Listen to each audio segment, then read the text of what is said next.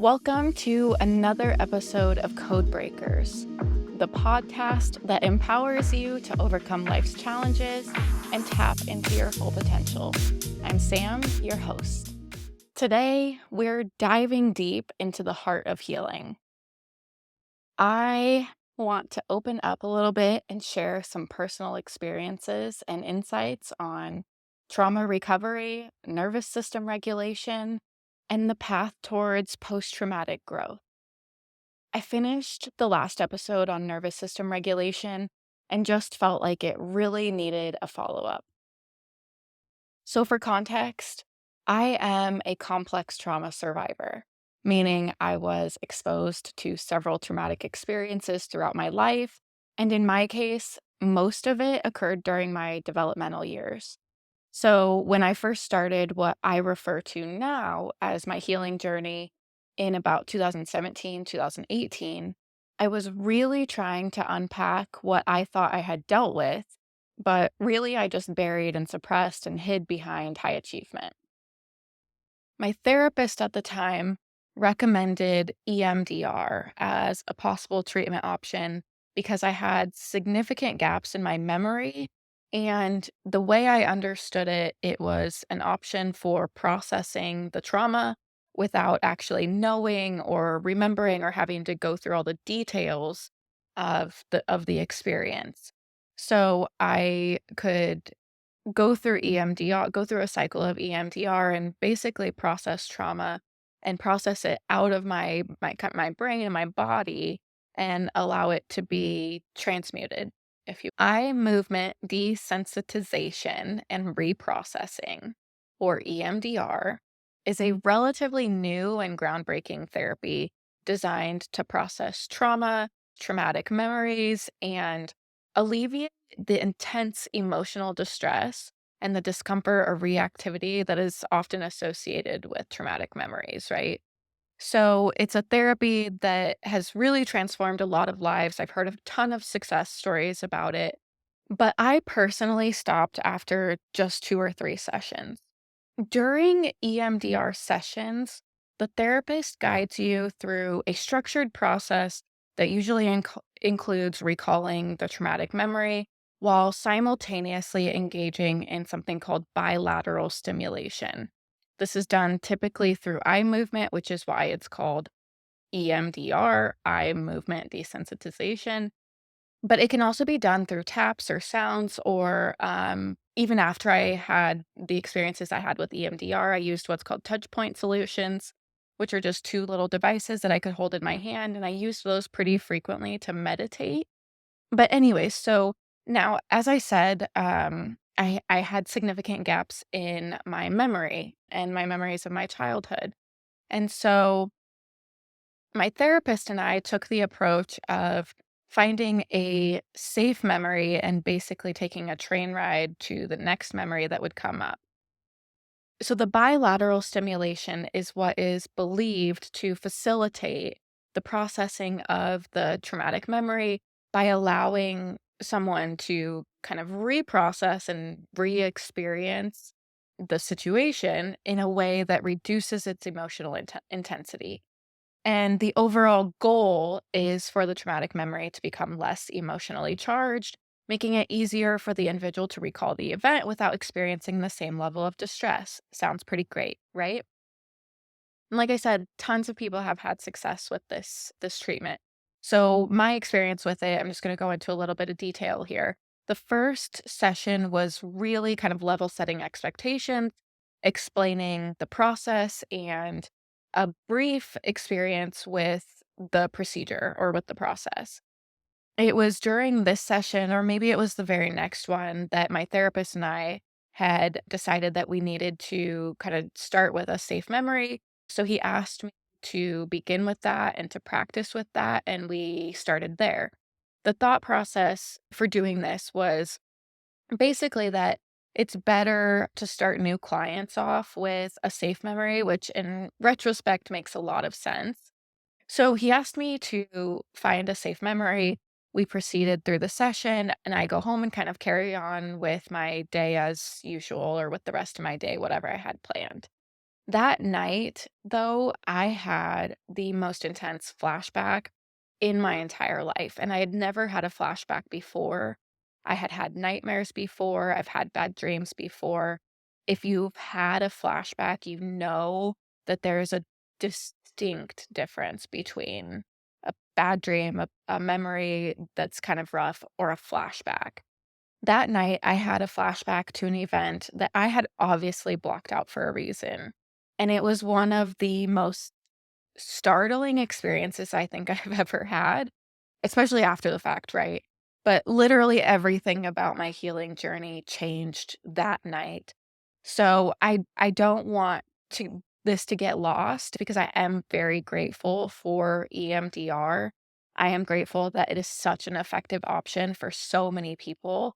And I'm also grateful for the experience that I had. It didn't do what I was expecting it to do, but I gained a lot of insight and I really gained something that at the time, as difficult as it was, it really propelled a pivotal moment in my healing journey to where I started to begin the truth about what happened, about kind of the cover up more or less, and um knowing that detail is what ultimately allowed me to gain closure and heal and move forward, um, and be at a place today where I feel like I am in a position to be able to share my story in hopes that it will help other people. So I'm very grateful for the insight I gained from my experience, but it's just not one that I personally will probably be repeating anytime soon. On the last episode, I mentioned having a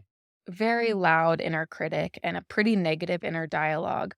So I started my healing journey wanting to improve that and thinking that that was kind of my primary problem.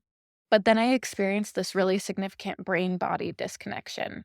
I would be in a reasonably stressful situation, nothing that I shouldn't be able to manage, or at least that's how I felt at the time. But I would have what I felt like were abnormal responses, elevated responses. Like, I would get extremely anxious just before my first call every day in a job that I was comfortable with. I knew what I was doing. I would know the person I was gonna be talking to. I enjoyed talking to them. I would know what we're talking about. I would know what I'm talking about. So I literally would just have no reason, no logical reason, I felt, to be sweating profusely and, like, for my heart rate to just be racing. But it would happen almost every single day. And then as soon as I got on the phone and I started talking, it would generally kind of dissipate and I'd be fine. And I'm using fine in air quotes because when I say I was fine, I mean I wasn't in full blown panic mode. My body simply shifted. And of course, I carried a lot of tension because of that. And I can go into more detail on, what it was like trying to heal from complex trauma and work in an extremely demanding career in another episode probably, but I wanna stay focused on, some of the key elements to my recovery and what really helped me regulate my nervous system. I'm gonna talk about 2 more treatments that I used in addition to cognitive behavioral therapy, which is your traditional talk therapy, and parts work. Um, those 2, as well as neurofeedback and a stellate ganglion block, or SGB. So I wanna talk about those things today. Now, you'll hear me say this again and again. Everybody's journey is unique. I have found what works for me, and I'm using this platform to share that in hopes that it helps someone else kind of figure out what is going to work well for them. I am not a medical professional or a licensed therapist. I'm just someone who's been through a lot of shit and was determined to make it to the other side. And now I just cannot imagine living a life and keeping all of this information to myself. Like, I fundamentally believe I went through it for a reason, and I want to change the world and help as many people as possible. So, with that being said, let me just take a quick step back again, really quickly. Um, I mentioned I'm a complex trauma survivor, and a lot of that came during my developmental years. I tell people all the time if and when, this topic comes up, that I had a colorful childhood. So let's say that. And by the time I was 15 or 16, I was already being prescribed anti-anxiety medication. Eventually, I would go on to try kind of a few different ones as well as some antidepressants. And honestly, I just never liked the way that they made me feel. I didn't necessarily get any relief from them. They typically just kind of made me feel different in a way that I didn't like or appreciate. And I didn't really appreciate the fact that when I would go back and kind of talk to my doctors about this, the the answer typically seemed to be like, let's increase your dosage. So it's not working for me, but let's give you more. And that just didn't sit well with me. Also couldn't reconcile going through a healing process and feeling better, and then trying to get off of medication and putting myself through whatever that might look like. Now, I think it's really important to mention here. I know that there are a lot of people who do use medication, and I'm absolutely not knocking that. It just wasn't right for me. Every person is unique, and we're all just doing what we think is best. So if that's what works for you, fantastic, continue doing it. And if it's not working for you, then maybe a couple of the things that I'm sharing today will resonate with you more intensely. So I was frequently looking for alternative options. I knew it might take me longer, but I believed that in the long run, it was what was best for me, right? And other than traditional therapy, the next thing I tried was neurofeedback. So, this is a fascinating blend of technology, psychology. It's a cutting edge technique that uses real time monitoring of brain activity to train your brain towards kind of greater balance and regulation. It's really quite simple and impressively impactful. During a session, electrodes, right, those little things you see on people's heads, are placed on the scalp in 2 to 4 areas, at least in my experience, this is how we did it. And they're placed on 2 to 4 areas of about 20 to 22 or something like that, that you can select from. And they're placed there to monitor brainwave patterns. And basically, what would happen when I went to my sessions, I would hear a brief sound, and then data regarding that specific section of my brain would be displayed in real time on this screen right in front of me, basically indicating how open or active or suppressed that part of my brain is or was. So I could choose to address stress management, cognitive processing, or emotional memory. I did a full round of this in conjunction with parts work and the SGB, which I'll talk about in just a second. But these three things combined really changed my life. Like, honestly, get down to brass tacks. It was years and years and years of effort, but by the time I paired these 3 things together, that was when I really, made leaps and bounds in my progress and started to live an entirely different life, and one that I had always hoped I would be able to live. Neurofeedback, specifically, has been used to treat anxiety, depression, ADHD, PTSD, and various other neurological conditions. The benefits often include improved emotional regulation, enhanced focus and attention, reduced anxiety, and better sleep. The list goes on and on. The effectiveness and duration of neurofeedback therapy can vary from person to person. Some people may notice improvements in a few sessions, while others might require several weeks or months of consistent sessions to really experience significant and lasting benefits. But it absolutely changed my life. I highly recommend it. And lastly, quite possibly the treatment that helped me the most is something called a stellate ganglion block, SGB. This medical procedure, and it is a medical procedure, it's typically an outpatient procedure. It's gaining recognition pretty quickly as a potential and highly effective treatment for PTSD. It's a targeted procedure, at something called the stellate ganglion in the neck, and the stellate ganglion, can disrupt the stress response system.